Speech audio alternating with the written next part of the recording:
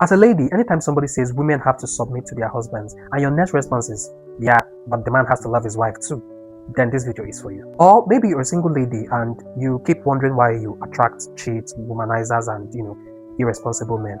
Then sit down, because this video is also for you.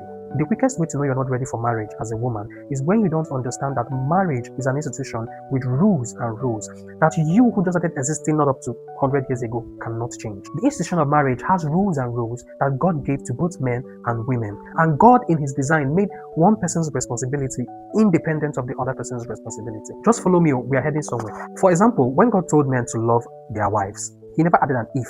He didn't say, love your wives if she respects you. In that same way, when God told women to submit to and honor their husbands, he never said submit only if she loves you. But somewhere along the line, we learn to balance gender roles with gender roles. So we say men should love and women should submit. And our brains quietly begin to believe that for respect to be given, love must come first, or for submission to happen, he must earn it first.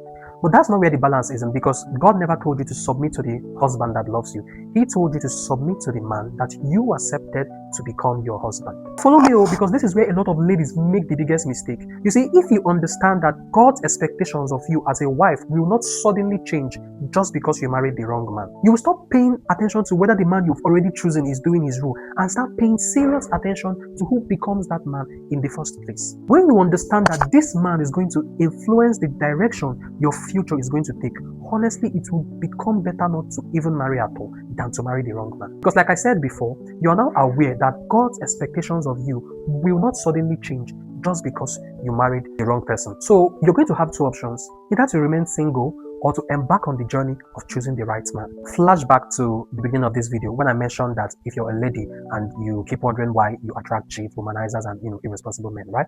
This is where you come in. You will begin to ask yourself, what type of woman do I have to become for me to be able to attract the type of man I would want to spend my life with? For example, men who have defeated lust don't usually spend their time chasing indecently dressed women. In the same way, men who genuinely fears God will not be found in clubs, at least collecting girls' numbers. So if that's where you met him and somehow you think after marriage that, he's going to stop, my sister, you are not the first and you won't be the last. I hope by now some of you are already seeing why you keep attracting the wrong men. So the whole point is, the real balance does not lie in gender roles.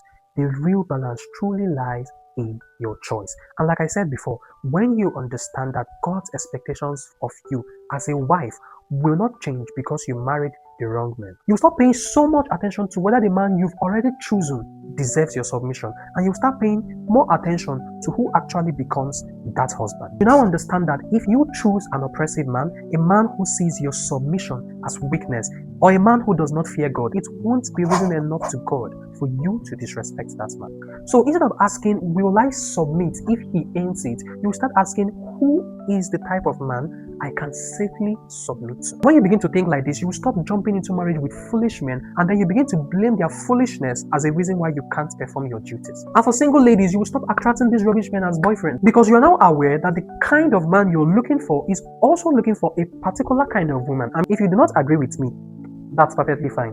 But please, I would not advise you to enter marriage. Just remain single. If you learned something today, please like, subscribe, and share this video, because in my next video, I will also be sharing why men keep choosing the wrong women. If you notice, I didn't talk about men in this video. Yes, that's how we start learning how to take responsibility. I'm not looking for who is or not doing what they should do. Thank you.